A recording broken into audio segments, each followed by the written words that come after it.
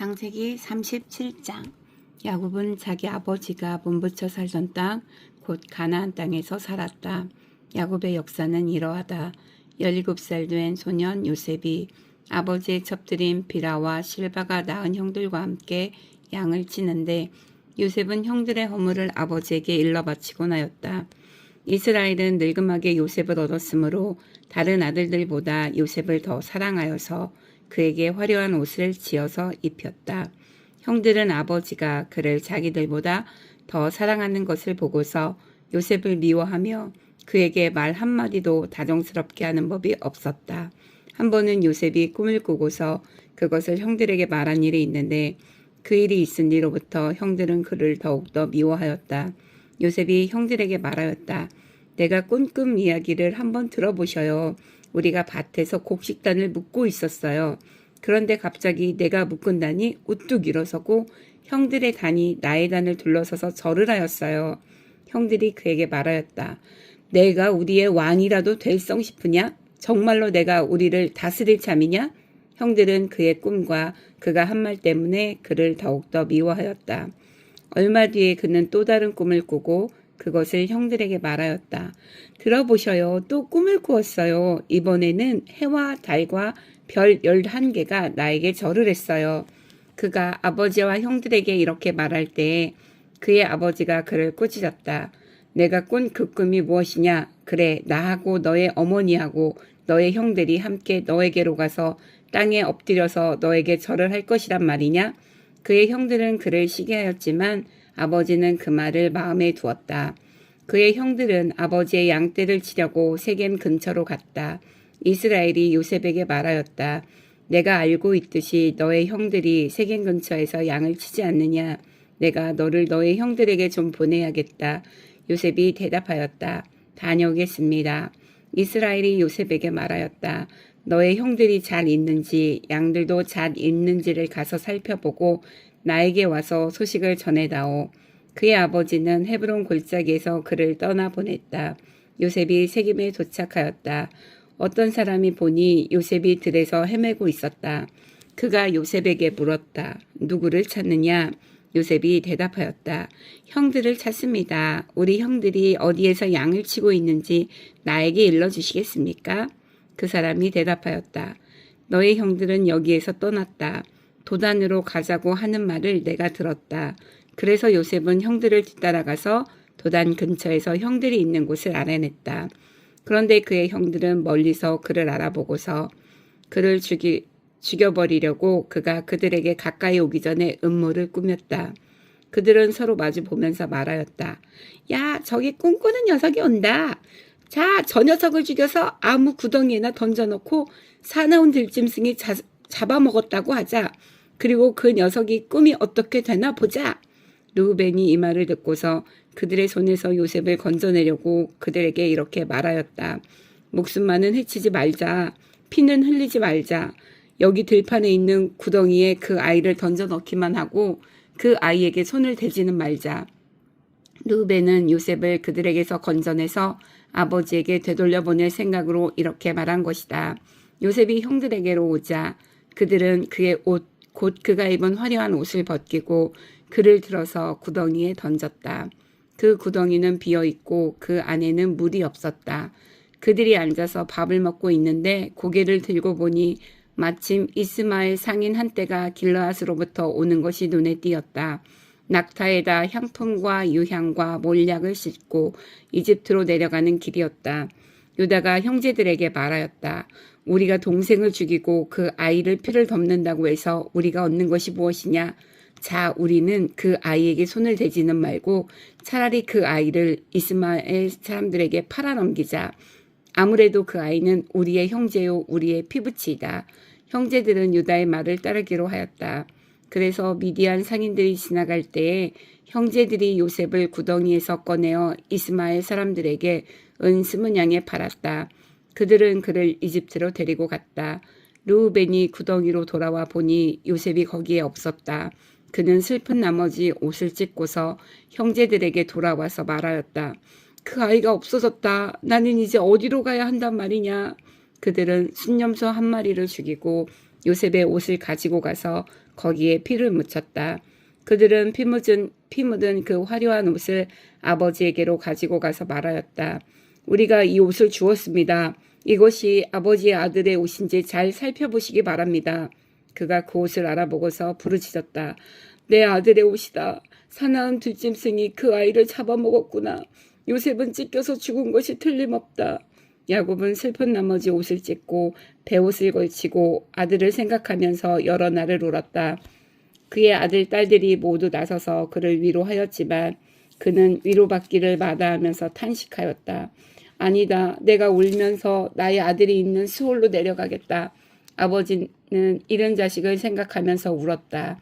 그리고 미디안 사람들은 이집트에서 요셉을 보디발이라는 사람에게 팔았다. 그는 바로의 신하로서 경호대장으로 있는 사람이었다. 창세기 38장. 그 무렵에 유다는 형제들에게서 떨어져 나가 히라라고 하는 아둘람 사람이 사는 곳으로 가서 그와 함께 살았다. 유다는 거기에서 가나안 사람 수아라고 하는 사람의 딸을 만나서 결혼하고 아내와 동침하였다. 그가 임신하여 아들을 낳으니 유다가 그 아들 이름을 에르라고 하였다. 그가 또 임신하여 아들을 낳았다. 이번에는 아이의 어머니가 그 아들 이름을 오난이라고 하였다. 그가 또 다시 아들을 낳고 이름을 셀라라고 하였다. 그가 셀라를 낳은 곳은 거십이다. 유다가 자기 맏아들 에르를 결혼시켰는데 그 아내의 이름은 다말이다. 유다의 맏아들 에르가 주님께서 보시기에 악함으로 주님께서 그를 죽게 하셨다. 유다가 오난에게 말하였다. 너는 형수와 결혼해서 시동생으로서의 책임을 다해라. 너는 내 형의 이름을 이을 아들을 낳아야 한다. 그러나 오난은 아들을 낳아도 그가 자기 아들이 안 되는 것을 알고 있었으므로 형수와 동침할 때마다 형의 이름을 이을 아들을 낳지 않으려고 정액을 땅바닥에 쏟아버리곤 하였다. 그가 이렇게 한 것이 주님께서 보시기에 악하였다. 그래서 주님께서는 오난도 죽게 하셨다. 유다는 자기의 며느리 다말에게 말하였다. 나의 아들 셀라가 다 클 때까지 너는 내 친정 아버지 집으로 돌아가서 과부로 살고 있거라. 유다는 셀라를 다말에게 주었다가는 셀라도 제 형들처럼 죽을지 모른다고 생각하였다. 그 뒤에 오랜 세월이 지나서 수아의 딸 유다의 아내가 죽었다. 고글하는 기간이 끝났을 때에 유다는 친구 아둘람 사람 히라와 함께 자기 양들의 털을 깎으러 딥나로 올라갔다. 다말은 너의 시아버지가 양털을 깎으러 딥나로 올라간다 하는 말을 전해 듣고서 과부의 옷을 벗고 너울을 써서 얼굴을 가리고 딥나로 가는 길에 있는 에나임 어귀에 앉았다. 그것은 막내 아들 셀라가 이미 다 컸는데도 유다가 자기와 셀라를 짝지어 주지 않았기 때문이다. 길을 가던 유다가 그를 보았지만 얼굴을 가리고 있었으므로 유다는 그가 창녀인 줄 알았다. 그래서 유다는 그가 자기 며느리인 줄도 모르고 길가에 서 있는 그에게로 가서 말하였다. 너에게 잠시 들렀다가 가마. 자, 들어가자. 그때 그가 물었다. 저에게 들어오시는 값으로 저에게 무엇을 주시겠습니까? 유다가 말하였다. 나는 가축대에서 새끼 염소 한 마리를 보내마. 그가 물었다. 그것을 보내실 때까지 어떤 물건이든지 담보물을 주시겠습니까? 유다가 물었다. 내가 너에게 어떤 담보물을 주랴? 그가 대답하였다. 가지고 계신 도장과 허리끈과 가지고 다니시는 지팡이면 됩니다. 그래서 유다는 그것들을 그에게 맡기고서 그에게 들어갔는데 다말이 유다의 아이를 임신하게 되었다. 다말은 집으로 돌아와서 너울을 벗고 도로 과부의 옷을 입었다. 한편 유다는 자기 친구 아둘람 사람 편에 새끼 염소 한 마리를 보내고 그 여인에게서 담보물을 찾아오게 하였으나 그 친구가 그 여인을 찾지 못하였다. 그 친구는 거기에 사는 사람들에게 에나임으로 가는 길가에 서 있던 창녀가 어디에 있느냐고 물었다. 그러나 그들의 말이 거기에는 창녀는 없다고 하였다. 그는 유다에게 돌아가서 말하였다. 그 여인을 찾지 못하였네. 그보다도 거기에 사는 사람들이 그러는데 거기에는 창녀가 없다고 하네. 유다가 말하였다.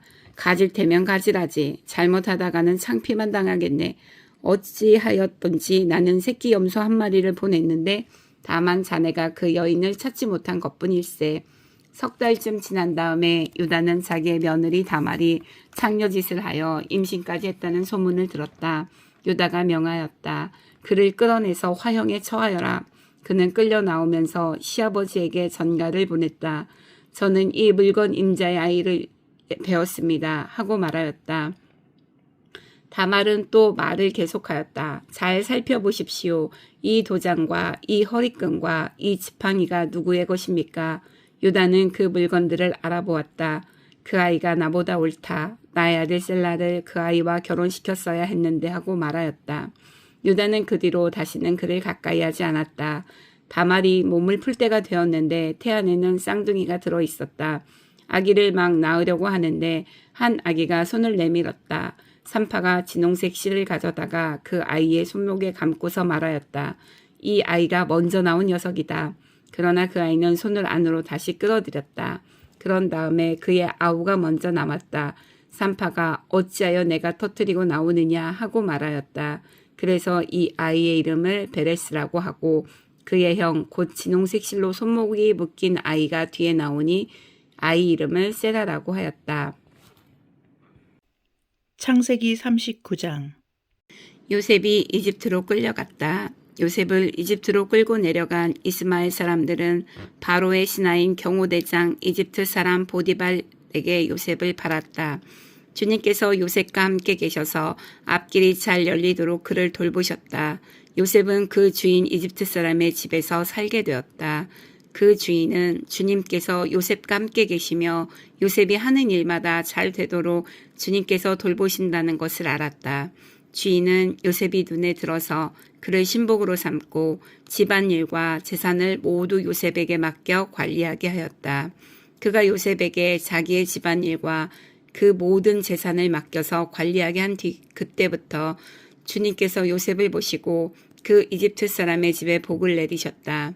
주님께서 내리시는 복이 주인의 집안에 있는 것이든지 밭에 있는 것이든지 그 주인이 가진 모든 것에 비쳤다.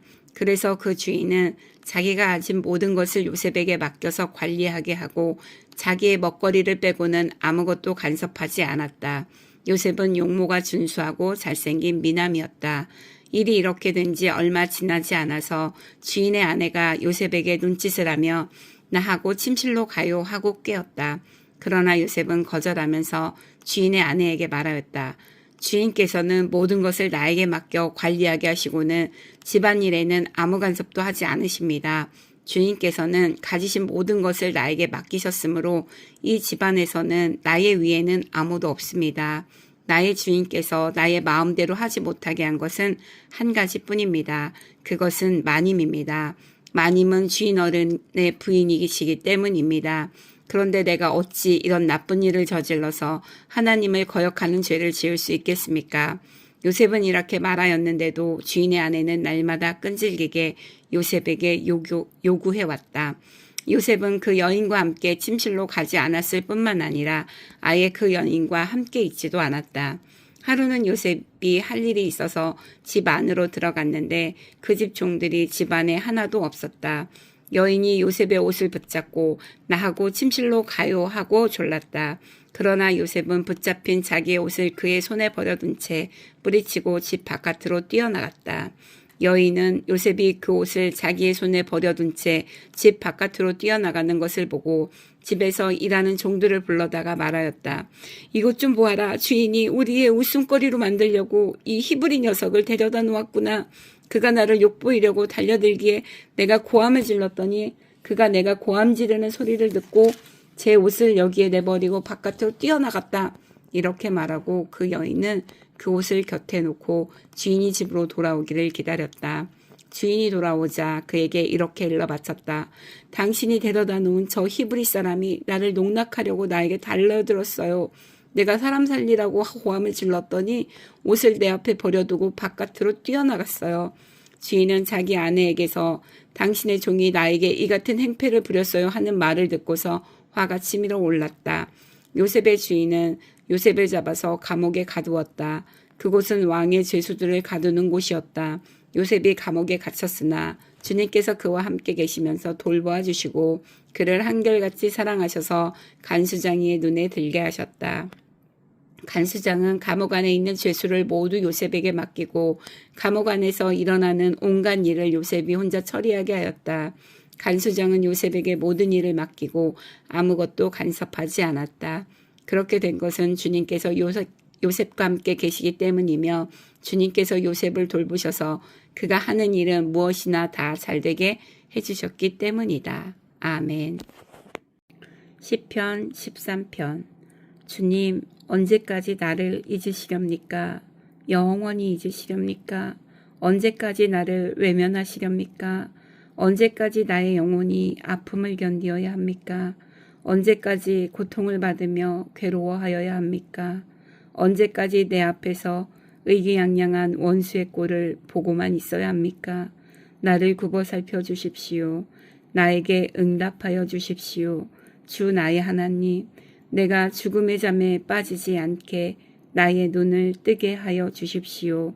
나의 원수가 내가 그를 이겼다 하고 말할까 두렵습니다. 내가 흔들릴 때에 나의 대적들이 기뻐할까 두렵습니다. 그러나 나는 주님의 한결같은 사랑을 의지합니다. 주님께서 구원하여 주실 그때에 나의 마음은 기쁨에 넘칠 것입니다.